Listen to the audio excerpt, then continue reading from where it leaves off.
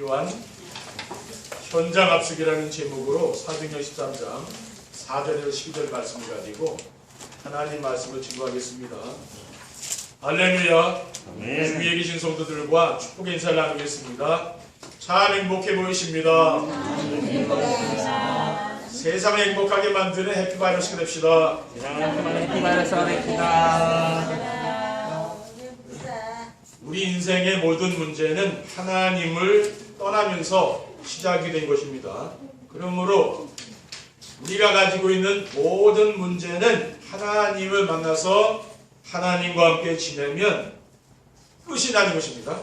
그래서 하나님은 하나님을 만나 함께 지낼 수 있는 길을 언약으로 주셨는데 그 언약이 바로 예수 그리스도입니다.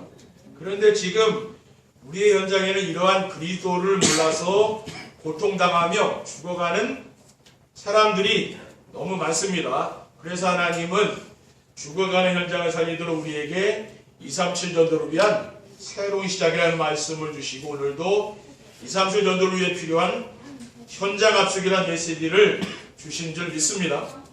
현장 압축이란 무엇입니까? 하나님의 절대 여정 속에서 나의 인생 플랫폼을 찾아 시대를 살리고 현장을 살리며 업을 살리는 플랫폼의 축복을 누리도록 하는 것입니다. 오늘 본문에 보면은 바나바와 바울이 팀을 이루어서 이제 선교사로 이제 파송되지 않았습니까? 그래서 성령의 인도를 따라서 바보라 하는 섬에 이르러 복음을 듣지 못하도록 방해하는 거짓 선지자인 마술사를 굴복시켰습니다. 그 총독을 붙잡고 있는 그 마술사를 굴복시켰어요. 그 현장을 보고서 총독이 그리스도를 믿고 주의 가르침에 놀라게 되었다고 했습니다. 이러한 축복을 누리는 것이 바로 현장 합숙입니다. 237 전도에 필요한 현장 합숙은 무엇입니까? 첫째, 현장 합숙은 시대를 살리는 플랫폼이 되도록 도와주는 것입니다. 어떻게 하면은 시대를 살리는 플랫폼이 될 수 있습니까? 시대를 살리는 플랫폼이 되려면은 오직 복음으로 인생의 모든 문제를 끝내야 됩니다. 왜냐하면은 이미 와 있는 4차 산업화 시대에는 로봇과 컴퓨터가 일을 하는 시대가 옵니다. 그렇기 때문에 사람들이 일자리를 이제 잃어버리는 시대가 오는 거죠. 그런데 갈수록 영적 문제는 점점 심각해집니다. 세상이 발전하면 발전할수록 영적 문제 심각한 사람들이 세상에 많이 나오는 거예요. 그래서 세상 살기가 점점 어려워지는 거 아닙니까? 그래서 오직 복음으로 자기 인생의 모든 문제를 끝낸 사람이 되면은 다른 사람에게 답을 줄 수가 있죠. 그래서 시대를 살리는 플랫폼이 될 수 있는 것입니다. 그리고 시대를 살리는 플랫폼이 되려면은 언제 어디서나 하나님이 우리와 함께 하시는 임마누엘의 축복을 누려야 됩니다. 언제 어디서나 임마누엘의 축복을 누리려면은 부활하신 그리스도께서 주신 마태복음 18장 19절에 그러므로 너희는 가서 모든 민족을 제자로 삼아 아버지와 너희가 성령의 이름으로 세례를 베풀라고 하는 미션을 잡아야 돼요. 그리고 마태복음 28장 20절에 볼지어다 내가 세상 끝날까지 너희와 항상 함께 있으리라. 이 언약의 말씀을 붙잡고 순종하면 됩니다. 그리고 시대를 살리는 플랫폼이 되려면은 나의 복음과 나의 전도 콘텐츠가 있어야 됩니다.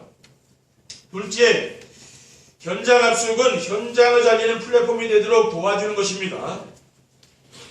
현장을 살리는 플랫폼이 되려면 어떻게 해야 합니까? 현장을 살리는 플랫폼이 되려면 현장에서 말씀 성취의 축복을 누려야 되는 거죠. 그리고 현장에서 말씀 성취의 축복을 누린다는 것은 무엇입니까? 예배 시간에 받은 말씀이 삶 속에서 성취되는 것입니다. 그래서 말씀 성취의 축복을 누리려면 예배 시간에 말씀에 집중하여 하나님께서 주신 언약의 말씀을 잡아야 되는 거죠. 그러니까 우리가 예배의 축복을 누리지 못하는 사람은 뭡니까? 말씀 성취의 축복을 누릴 수가 없는 거죠.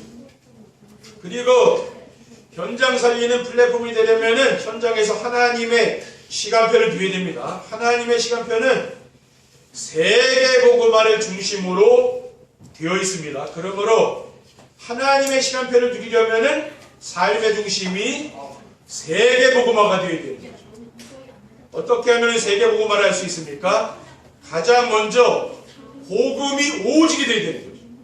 그러면은 영적 서밋이 되고, 영적 서밋이 되면 기능 서밋과 문화 서밋의 자리로 하나님께서 인도해 주십니다. 그래서 우리가 할 일은 무엇입니까? 영적 서밋이 되도록 복음이 오직이 되어야 되는 거죠. 그게 우리가 할 일입니다. 그리고 현장을 살리는 플랫폼이 되려면 현장에서 성령 충만한 생활을 해야 됩니다. 성령 충만은 삶 속에서 말씀이 성취되는 거죠. 그리고 전도가 되어지는 열매로 나타나는 것입니다. 그래서 최고의 성령 충만은 무엇입니까? 나의 삶 속에서 전도가 되어지는 거죠. 셋째, 현장 합숙은 업을 살리는 플랫폼이 되도록 도와주는 것입니다. 업을 살린다는 것은 공부하는 우리 학생들은 뭡니까? 학업을 잘해야 되는 거죠. 그게 업을 살리는 거예요. 그 다음에 직장에 다니는 사람은 뭡니까? 직업을 살려야 되고, 또 사업을 하는 사람은 뭡니까? 산업을 살리는 것을 말하는 거죠. 업을 살리지 않으면은 세계 복음화를 할 수가 없는 것입니다. 또 우리가 세계 복음화를 한다는 건 뭡니까?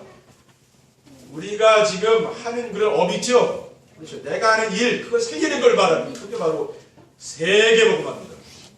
요한삼서 1장 2절에 사랑하는 자여 네 영혼이 잘된 같이 내가 범사에 되고 강건하기를 내가 간구하노라라고 했습니다. 어떻게 하면은 업을 살리는 플랫폼을 만들 수가 있습니까? 업을 살리는 플랫폼이 되려면은 자신의 일 속에서 자신의 CVDIP를 찾아야 됩니다. CVDIP는 뭐라고 했습니까? C는 커버넌트라고 했잖아요. 언약. V는 비전이잖아요. 드림은 뭡니까? 꿈입니다. 또 이미지는 우리가 말씀과 기도로 누리는 거죠.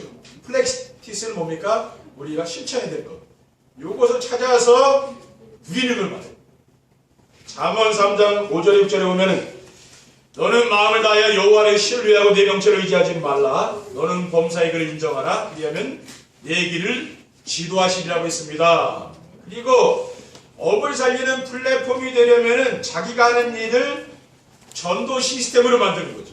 그리고 업을 살리는 플랫폼이 되려면은 자기가 하는 일을 축복의 플랫폼으로 만들어야 되는 것입니다. 어떻게 하면은 내가 하는 일을 전도 시스템으로 만들고 내가 하는 일을 축복의 플랫폼으로 될 수 있도록 할까를 기도하면서 자신의 CVDIP를 찾으면 되는 거죠. 자신의 CVDIP가 있어야 오직이 되는 거예요. 그래야 오직이 돼야 유일성의 응답이 오고요. 유일성의 응답이 와야 재창조의 축복이 따라오는 것입니다. 2, 3초 전도를 위해 필요한 현장 합숙의 축복을 드리려면 어떻게 하면 됩니까? 첫째, 기본 합숙을 통해서 하나님의 절대 계획을 알고 그 속에 있어야 합니다. 기본 합숙은 지난 11월 한 달 동안 받은 변화산 합숙, 갈보리산 합숙, 치유 합숙, 감남산 합숙, 마가자락방 합숙입니다. 그럼 기본 합숙을 통해서 하나님께서 계획하신 것이 무엇입니까? 5번의 기본 합숙을 통해서 제가 발견한 하나님의 계획은 성도들이 구원의 축복을 누리며 사는 것을 말합니다. 그러면 구원의 축복이 무엇입니까? 구원의 축복은 하나님이 나와 함께 하시는 의도의 축복을 누리며 사는 것입니다. 그리고 의도의 축복은 무엇입니까? 성령 충만을 누리며 사는 것을 말합니다. 그래서 이 의도의 축복이 무엇이냐? 하나님이 언제 어디서나 나와 함께 하심을 생각하면서 하는 것입니다. 그러니까 한순간도 하나님이 나와 함께 하신다는 걸 내가 잊지 않고 사는 거예요. 그게 바로 의도의 축복입니다. 그걸 구원의 축복을 누린다고 그래요. 아멘. 그리고 교회에 오면은 생각나고 세상에 나가면 잊어버리고 그런 게 아니죠. 늘 생각나는 것입니다. 어떻게 이러한 축복을 누릴 수가 있습니까? 변화산 합숙을 통해서 그리스도가 오직이 되고 갈보리산 합숙을 통해서 부활하신 그리스도를 만나 미션과 언약을 붙잡고, 치유 합숙을 통해서는 삶의 근본을 치유받고, 감람산 합숙으로는 그리스도로 자기 인생의 모든 문제를 끝내고, 다락방 합숙으로 말씀 성취와 하나님의 시간파와 성령 충만을 체험하면 되는 것입니다. 둘째, 팀사역 합숙으로 하나님의 절대 언약인 임마누엘의 축복을 누려야 합니다. 팀사역 합숙은 무엇입니까? 팀사역 합숙은 하나님의 절대 언약인 임마누엘의 축복을 누리며 살 수 있도록 도와주는 거예요. 그래서 임마누엘의 축복은 무엇이냐? 임마누엘의 축복은 그리스도께서 우리를 부르신 목적이고, 사람들과의 만남 속에서 하나님이 함께 하심을 누리며 사는 것을 말합니다. 마가복음 4장 19절에 나를 따라오라 내가 너희로 사람을 낳는 어부가 되게 하리라고 하셨어요.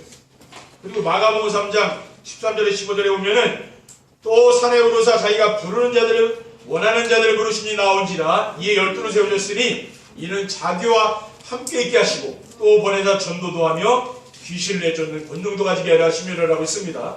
그리고 임마누엘의 축복을 누리면은 삶 속에서 말씀이 성취되는 거죠. 그리고 임마누엘의 축복을 누리면은 만남 속에서 전도가 되어지고요.